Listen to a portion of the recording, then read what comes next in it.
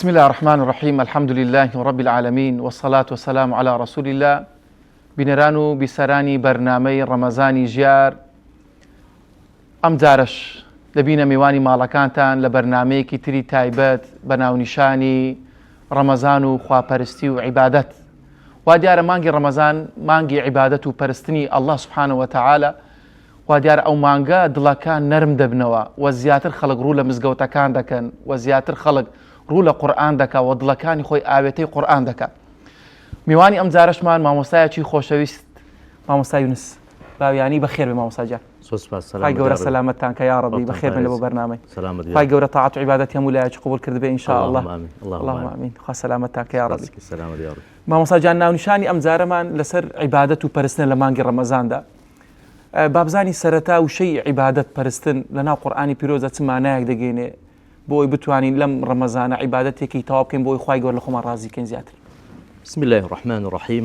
الحمد لله والصلاة والسلام على رسول الله محمد وعلى آله وصحبه ومن والاه. سرتا پارین و لخوای برزو به هاوتا و مانگی پیروزی رمضان بکاتە مانگی خیر و خۆشی بۆ تەواوی مسلمانان جیهان و خوای پەروەردگار هەر جۆرە خواپەرست و پەرستشێک مسلمانان ئەنجام ئەدەن پشت بەخوا خوای پەروەردگار لێمان قبول کە ئینشاء الله تعالى. بێگومان زاراوەی العیبادە مصطلح و زاراوەی العیبادە هەم معنایەکی لغەوی هەیە و هەم معنایەکی ئیصلاحی و زاراوەیی هەیە. معنى لغوي و زمانەوانیەکەی بریتە لە التذلل والخضوع زانان وا ئەفەرمون واتە ئینسان خۆی زەلیلەکە ملکەچی پەروەردگارە بێ بۆ نمونە و بێگومان زانایان لە ڕووی ئیصلاحیشەوە دەفەرمون اسم لكل ما يحبه الله اسم جامع لكل ما يحبه الله ويرضى. ناوێکی کۆکەرەوەیە بۆ هەموو من الأقوال والأفعال هەرچی کردەوەیەک و گفتار و کردارێک هەبێ کە خوا حەزی پێ بکە پێی ڕازی بێ پێی دەگوترێ عیبادەت لەکوێیە و کەواتە وشەی عیبادەت زۆر فراوانترە بەو تعبیرە کە اسم جامع لكل ما يحبه کەواتە هەرچی کردەوە و گفتاری ئینسان هەیە هەمووی دەگرێت بێگومان بەڵام بە مەرجی خۆی یەکە لەو مەرجانە کە لە دوایی باسی ئەکەین مەرجی نیەت چونکە نیەت کردەوەی ئاساییەکانمان دەکا بە عیبادەت. اینجا هەڵبەت کەواتە عیبادەت نوێژ دەگرێتەوە ڕۆژوو دەگرێتەوە و هەروەها قسەی خێر دەگرێتەوە. جاری وایە زەردەخەنەیەک و بزەیەکی ئینسان کە بۆ مسلمانێک دەکا و خۆشک ئەخاتە دڵی مسلمانێک کەواتە زەردەخەنێکی دەبێتە ئەجر پاداش بێگومان وەکو زانان وای ئەفەرمون. جا هەڵبەت خوای پەروەردگار پێمانەڵێ لە قورئانە گەورەترین ئامانج و هەدەفی دروستکردنی مرۆڤ چییە؟ ئەفەرمێ مرۆڤ و جین وما خلقت الجن والإنس إلا ليعبدون. ئەوە ئامانجە گەورەکەیە. هەرچی مرۆڤ و جین هەیە خوای پەروەردگار کە ئەفەرمێ دروستمان کردووە بۆچی؟ بۆ عیبادەتە بۆ خواپەرستیە. کەواتە ئامانجە گەورەکەی ژیان و بۆ ئێمەمانان چییە؟ بریتە لە عیبادەتی خوا پەرستشی خواپەرستنی خوای پەروەردگار جەلە جەلالوه. جا عیبادەتیش هەڵبەت جۆری هەیە. هەندێک جۆر عیبادەت هەیە پێی دەگوتێ عیبادەتی با بڵێن بەدەنی جەستەیی تەنها بە جەستە ئەنجام ئەدرێت وەکو نوێژ وەکو ڕۆژوو ئەوانە بە جەستە ئەنجام بدرێت و هەندێک عیبادەت هەیە بێگومان قەلبیە وەکو تەوەکل وەکو خەوف وەکو مەحەبەت ئەوانە ئیخلاص عیبادەتێکی قەلبینە کە ئینسان ئەنجامیان ئەداتن خوشوع خضوع ئەوانی کە پێشتر ئاماژەمان پێکردبوون. هەندێک عیبادەت هەیە مڕەکەبە یعنی پێک هاتووە لە هەردوو بارەکەی یعنی عەفوەن جۆرێکی ترمان هەیە مالیە وەکو با بڵێن زەکات هەندێکی تر سەدەقات هەندێکی ترمان هەیە مڕەکەبە واتە هەم مالیە هەم جەستەییشە وەکو با بڵێن ئێستا حەج هەم پێویستی بە ئیستیطاعەی مالی پێویستە و هەم ئیستیطاعەی جەستەییشی پێویستە. دەستەکان خۆش مامۆستا جان. سپاس دەکەم. ئوستاز ئایا مانگی ڕەمەزان چ جیاوازیەکی هەیە لەگەڵ مانگەکانی تر لە ڕووی عیبادەتەوە ئەجر و پاداشت خێرکردن هەموو ئەو عیبادەتان وەکو جەنابەت تازە ئاماژەت پێدا چ جیاوازیەکی هەیە لەگەڵ مانگەکانی تر لە ڕووی عیبادەتەوە؟ بێگومان مانگی ڕەمەزان پەروەردگار هەر لەنێو هەموو مانگەکان لەنێو 12 مانگەکە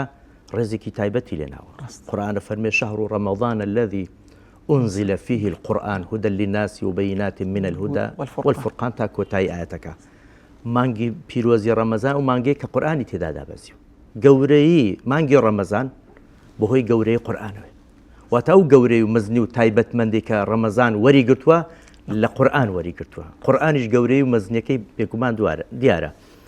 زانان بشكل سلفي صالح دا فرمون مانگی رمضان وەکو گەورەمان یوسفە لە نێو دوانزە براکە مانگی ڕەمەزانیش لە نێو دوانزە مانگەکە یان یانزە مانگەکەی تر ئاوایە ڕێز و حرمەتێکی تایبەتی هەیە تایبەتمەندیەکی بۆ دیار ینی خوای پەروەردگار پێداوە اینجا بێگومان هەر جۆرە خواپەرستیەک لە مانگی ڕەمەزان ئەنجام ئەدرێ جا ئەوانەی چ جۆری واجب بێ چ سونەت بێ هەرچی شتێک ئینسان ئەنجامی ئەدا لە مانگی ڕەمەزان ئەجر و پاداشەکان چەندین قاتن زیادە یعنی جیاواز دەکا لەگەڵ هەر خۆی ئینسان لە بەرامبەر هەر کردارێکی چاک و عیبادەتێک خوای پەروەردگار پاداشی ئەداتەوە بە زیاد لە قاتێک وانە الحەسەنەة بعشر ئەمثالها بەڵام لە مانگی ڕەمەزان ئەضعافی مضاعفەیە یعنی سنوورەکان تێپڕێنێ هاتەنانەت خوای پەروەردگار لە فەرمودەیەکی قودسیە دەفەرمێ کردەوەکانی نەوەی ئادەم بۆ خۆیەتی إلا الصوم فإنه لي وأنا أجزي به هەموو کردەوەکانی بۆ خۆیەتی یعنی بەڵام یعنی پاداشێکی دیارە بەڵام تەنها ڕۆژوو نەبێ ڕۆژوو بۆ منە واتە هیچ پاداشەکەی دیاری نەکراوە بێ سنوورە وەکو چۆن خوای پەروەردگار بە بەرامبەر کەسانی ئارامگر ئەفەرمێ ئینەما یووەفە الصابرون ئەجرهم بغەیری حیساب دەیە پاداشی ڕۆژ و عیبادەکانیش بێگومان لە مانگی ڕەمەزان هەندێکیان هەر بێ شمارن وەکو ڕۆژ و هەندێکیان ئەضعافی مضاعفە چەندین قات خوای پەروەردگار پاداشی دێتەوە ئیوا هەیە لە زانانی سەلەف دەیفەرموو دینارێک کە ئینسان وەکو سەدەقە لە مانگی ڕەمەزان بیبەخشێ بەقەد ملیۆن دینار هەیە کە لە غەیری ئەو مانگانەی تر لە غەیری ڕەمەزان لە مانگەکانی تر دەیبەخشێتن اینجا بەو شێوازە زانایان ئاماژیان پێ کردووە هەموو عیبادەتەکان جیاوازتر لەگەڵ مانگەکانی لەبەرەوەیش بەرەکەتی قورئان و بەرەکەتی مانگی ڕەمەزانە خوای پەروەردگار وەک پێمان بڵێ ئەو قورئانە دەبێت بە چاوێکی مەزنەوە سەیری بکرێت ئەخرا و قورئانە هاتووە ئەو گۆڕانکاریە گەورەی لە ژیانی مرۆڤایەتی دروست کردووە بۆ گۆڕانکاری هاتووە دەبێت ئیستیقبال و پێشوازیەکی گەرمی لێ بکرێ دەبێت شکۆ و ڕێز و حرمەتی ڕابگیرێتن ئەمە نەکە هەندێک شت زۆر جارێمە شتە ڕواڵەتەکان ڕێزی لێ دەگەن بە شێوەی ڕواڵەتی نا دەبێت قوڵ بینەوە دەبێت قورئان و ڕێزی قورئان و کاریگەری و تەئسیری قورئان لە ژیانی ئێمە قوڵ بێتەوە تەواوی لایەن وارەکانی کایەکانی ژانمان بگرێتەوە ئەو جا ئەتوانی ئێمە بەهرەمەند بین لە قورئانی پیرۆزە دەستەکان خۆش مامۆستا گیان خۆی گەورە پایدار بکە مامۆستا با بزانین ئایا لە ڕەمەزاندا باشترین عیبادەت چ عیبادەتێکە بیکەین یعنی بۆ ئەوی بینەران و بیسەرانیش ئەو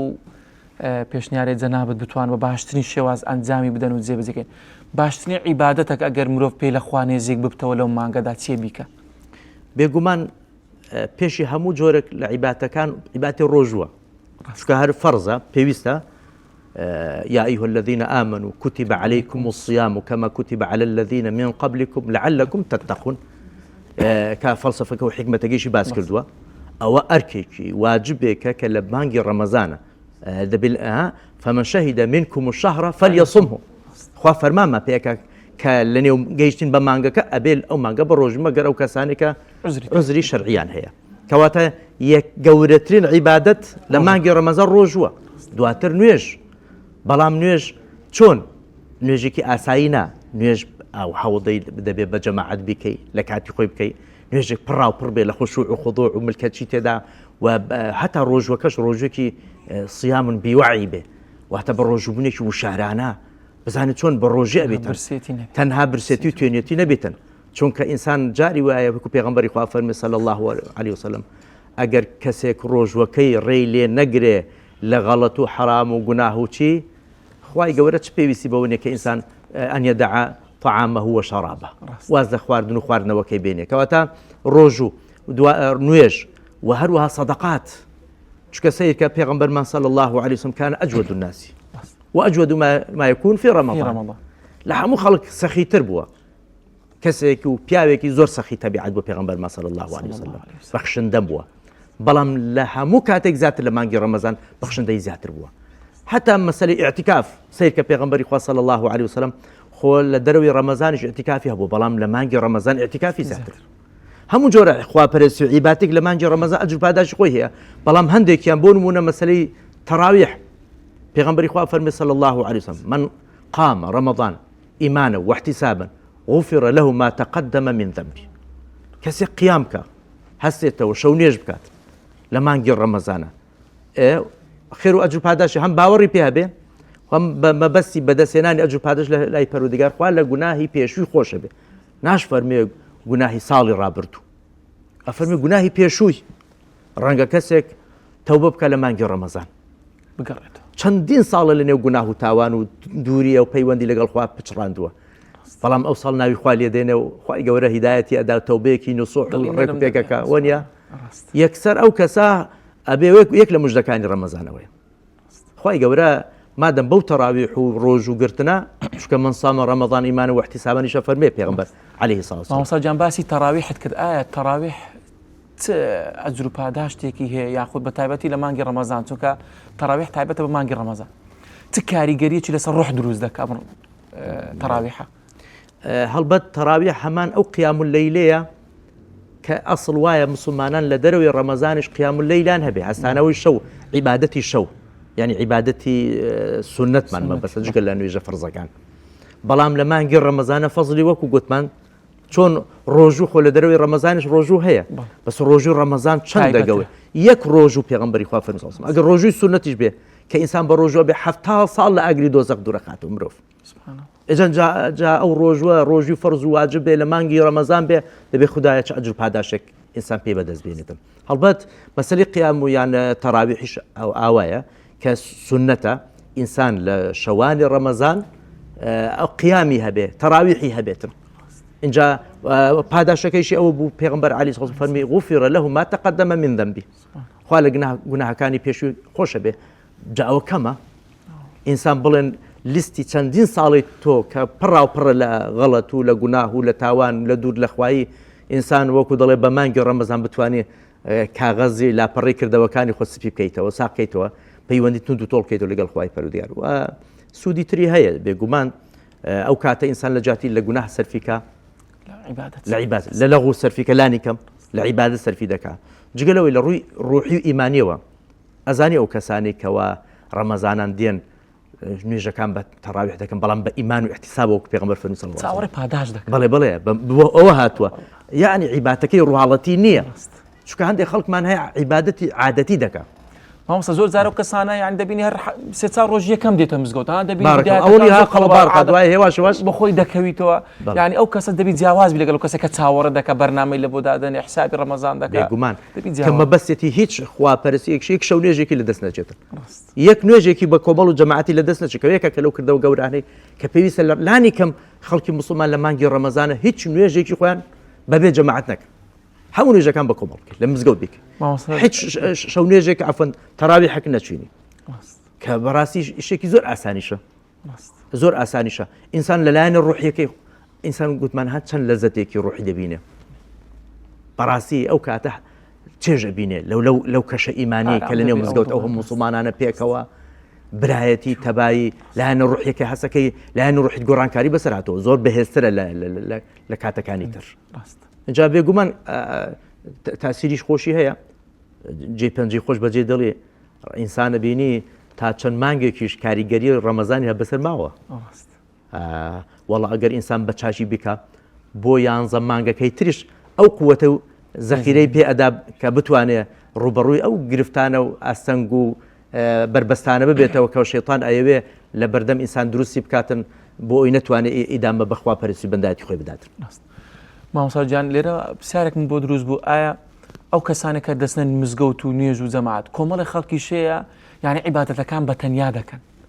نیان بۆ مزگەوت نیان لەگەڵ جەماعەتدا فتارکەنەوە نیان لەگەڵ جەماعەتدا تەراویح بکەن بێن شەوانی لەیلەتول قەدر زیندوو بکەن ئەو ئەجر و پاداشتە گەورەیە ئەوە چ جیاوازێکی ئەگەر نوێژەکەی بە تەنیا بکە لەگەڵ کۆمەڵدا تبی چ جیاوازیەکی هەبێ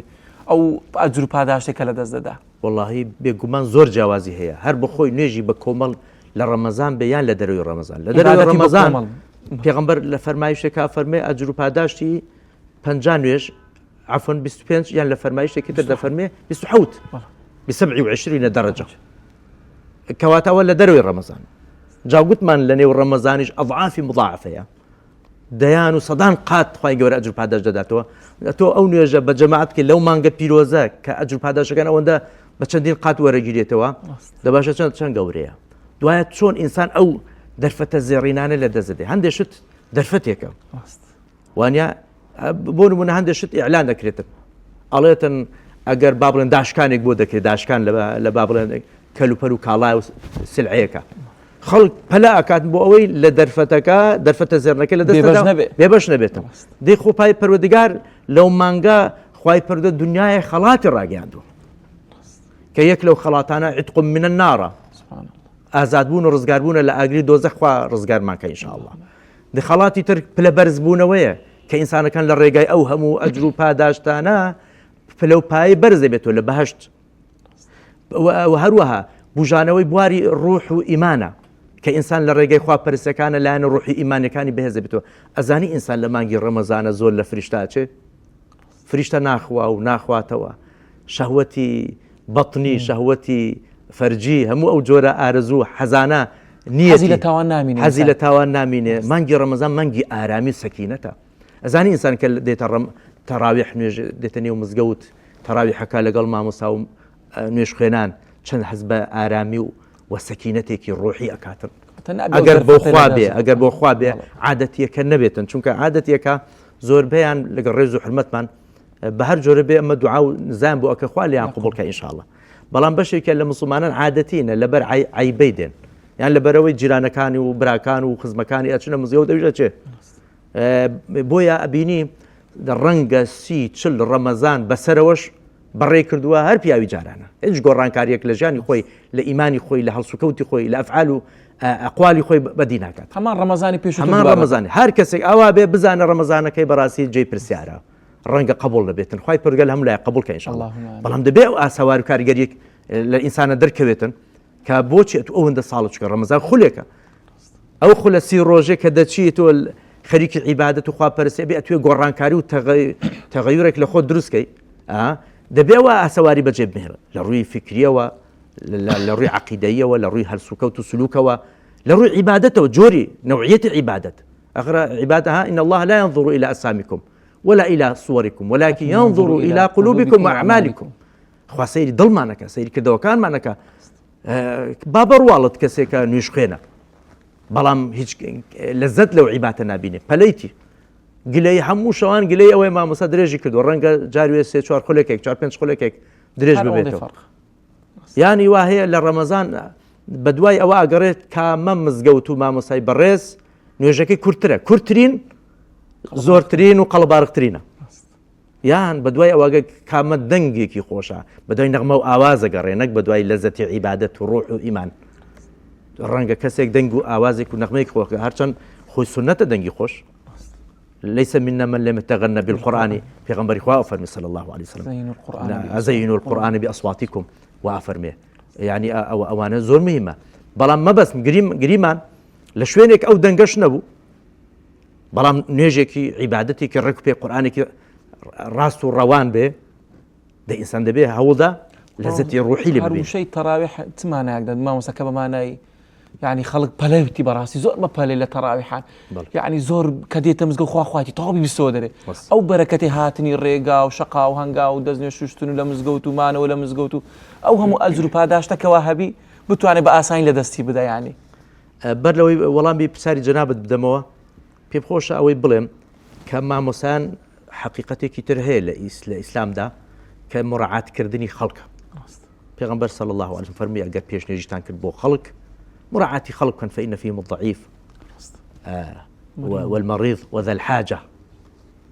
كسي نخوشي تدايا خاون كارو PVC هيا كسي بتمنى تواناي نية بلام معنى أولنية كزور جار أوا وكو ضلي بكاره هندرتو بخراب بكاره هندرت دجي ما مسان يعني أو كساني كبيش نيشيكن أيوة نيجك هلا قلب كريتو نا أوج جوازة تراويح لو هاتوك سردمي پیغمبری خوا صلی الله علیه و سلم که پیغمبری خوا 3-4 ڕۆژێک کە لە مزگەوت ئەنجامی دا دواتر لەبەرەوەی کە فەرز نەبێ لەسەر خەڵک نەبێ بە واجبێک ئەرچیان قورس نەبێ پیغمبری خوا صلی الله علیه و سلم بۆ خۆی بردیەوە ماڵێ بەڵام لا ئیمامی عومەر خوای لێ ڕازی بێ جارێکی تر هێنا و ناو مزگەوتەکان اینجا سەلەفی ساڵح زۆر جار دەیان فەرمووی ڕەحمەتی خوات لێ بێ عومەر والله ئەتوو بوویە سەبەبی ئەوەی ئەو ماڵانەی خوا ئەها چەندە قەڵە بارق ببنەوە خەڵک بە دەستە جەمعی ئەوها بنوێژ و عیبادەتی خۆیان بکە ئەو کاتێک کە مەترسی واجب بوون شنەمە پێغەمبەری خوا لە جان نەما صلی الله عليه وسلم کەواتە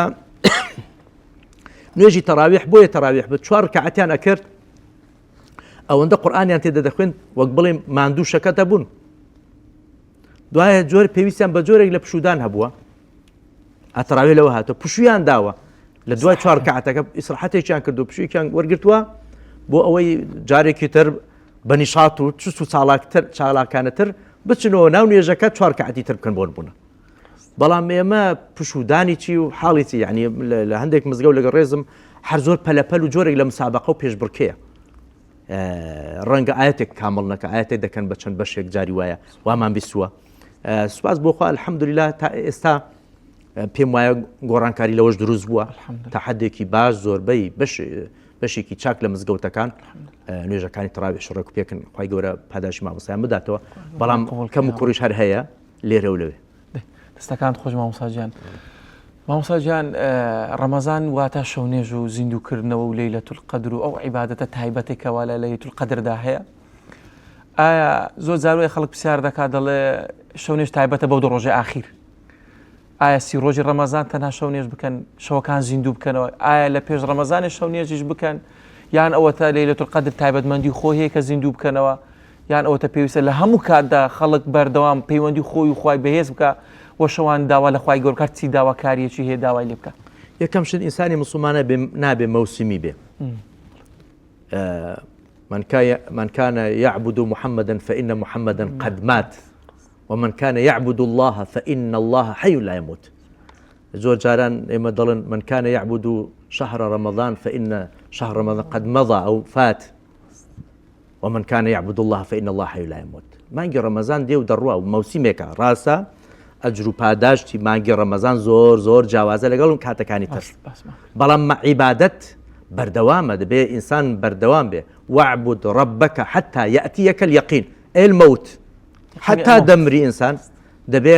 بەردەوام بێ لەسەر عیبادەت ئیدامەی هەبێتن بەڵام مەسەلەی ڕەمەزان هەم لە ڕووی ئەجر و پاداشەوە جیاوازە بۆیش هەستەکەم خەڵک زیاتر بایەخ بە ڕەمەزانەدا یعنی عیبادەتەکان نەوعیەتی عیبادەت لە مانگی ڕەمەزانە خەڵک بەڕاستی گرنگی پێدا لە مانگەکانی تر کە حەقی خۆیەتی بەڵام معنی ئەوەنێ تەواو دەستبەرداری بێ واتە چۆن ئینسان جۆرێک لە ڕاهێنانیشە چۆن لە ڕەمەزان توانیت شەو نوێژ بکەیت قیام اللەیل دەیخۆ لە دەروی مانگە 11 مانگەکەی تریش لە دەروی ڕەمەزانی دەتوانی کەواتە چۆن لە ڕەمەزان توانیت بە ڕۆژوو بیت دەی ئەکرێ لە مانگەکانی ترشلانی کەم دووشەم و پێنجشەمان یان 3 ڕۆژ لە مانگێکە ئەیام البیض بە ڕۆژوو بی لە قورئان خوێندن و ختمی قورئانە بە هەمان شێوە یعنی بەڵام مەسەلەی قیام اللەیل لە هەموو شەوێک سونەتە ڕەمەزان بیان ڕەمەزان نبێت تەراویح زیاتر هەما ئەو شەو نوێژەیە بەڵام تایبەتمەندی خۆی وەرگتە لە مانگی ڕەمەزان لە ڕووی ئەجر و پاداشتەوە ئەجینە هەمان ئەو شەو نوێژەیە کە لە دەروی ڕەمەزان هەیە بەڵام مسلمانان دێن بە دەستە جەمعی دەکەن و بە جەماعەت و بە کۆمەڵ دەکەن جگەلەوەی لە ناو مزگەوت و ئەجر و پاداشی تایبەتی خۆیە ئەوەی تریان دەشەوەکەی کۆتایی پێڵن ئیعتیکافش خۆ لە دەروی ڕەمەزانیش هەر دروستە سنەتە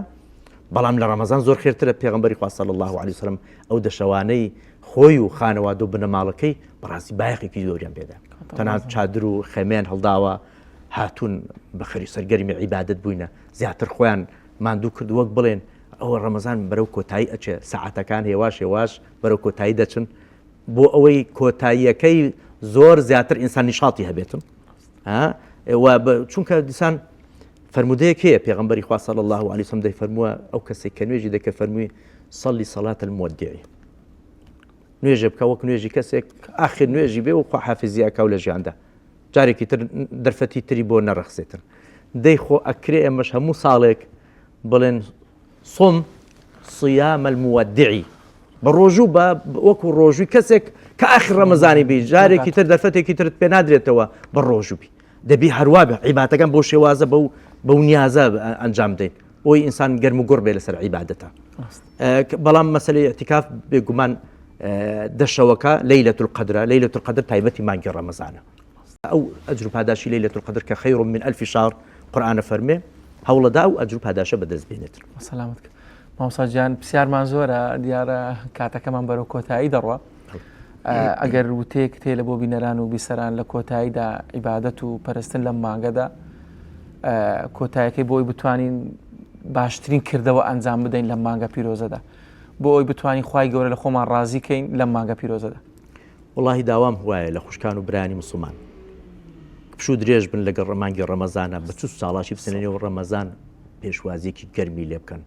وەکو تازە پێشتر گوتمان دەرفەتێکە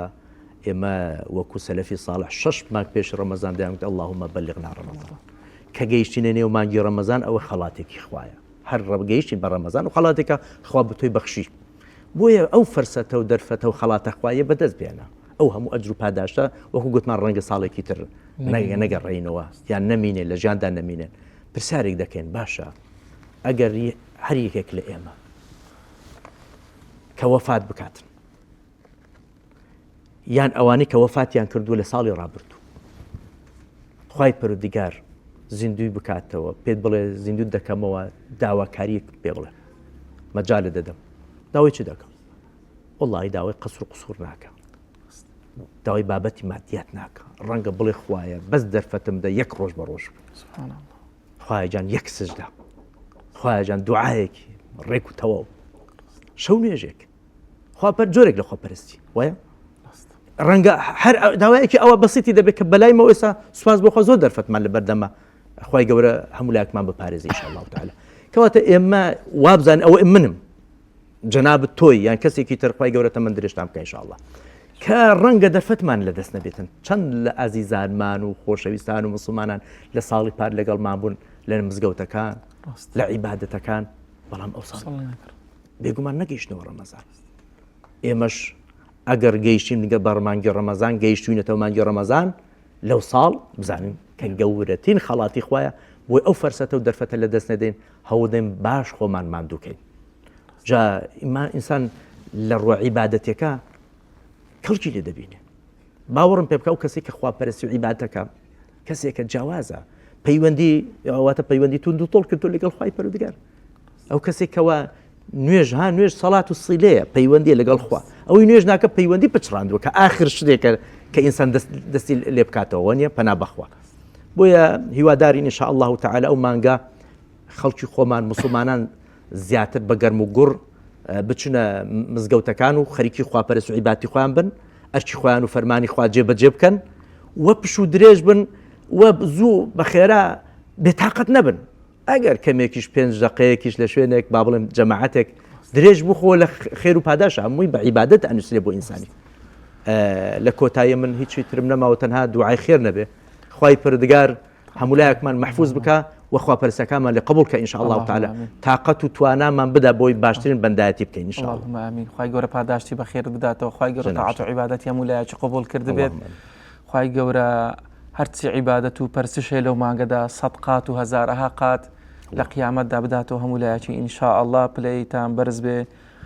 بینەران و بیسەرانی خۆشەویست بەم شێوازش دێنە کۆتایی بەرنامەی ئەم جارەشمان بە میوانی مامۆستای خۆشەویستمان مامۆستای یونس باویانی خوای گەورە پاداشتی بە خێری بداتەوە مادوومان کرد ئەزیەتماندا خوای گەورە سەلامەتتان کە یا ڕەبی تاوەکو میوانێکی تر بەخواتان دەسپێرین سەلام عەلەیکوم وەڕەحمەتوڵڵاهی وەبەڕەکاتوه